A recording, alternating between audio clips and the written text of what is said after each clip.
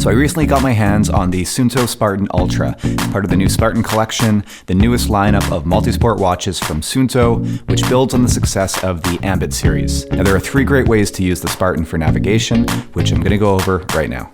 So you can upload an existing GPS file or create a route from scratch on movescount.com. This is just like the Ambit 3 series. On the Ambit 3 though, you had to go through a series of menus to load a route, which could only actually be done before starting recording, but now you can do so before or after you've started your move from the options menu. So once the route's loaded on the Spartan, it will be overlaid onto your navigation screen, which you just need to page over a couple of times to see, and it's always viewable.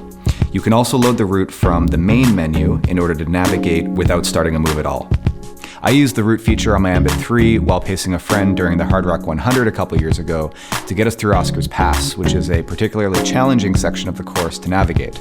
So I'm glad to see that this feature has actually been improved upon in the Spartan series. The Spartan still has a digital compass, which is tilt compensated to give you accurate readings even if the watch is not level.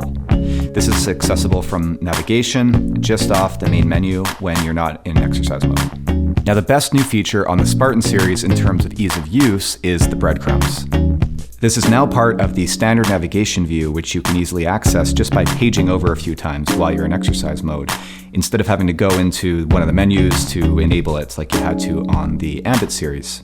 And unlike before, this now appears to orient itself based on direction of travel instead of using the digital compass.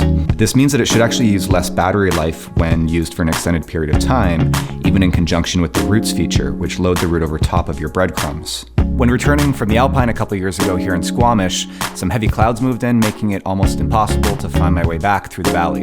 And the trackback feature, as it was then called on the Ambit 3, was a huge lifesaver. It allowed me to retrace my steps within meters. So I'm sure with its improved ease of use, tons of other runners are going to benefit from what is basically a built-in safety net who otherwise wouldn't have known how to access it or maybe even that it existed in the first place. So that's it for the navigational features on the Suunto Spartan Ultra, and for a more in-depth review, check out my blog at the link below.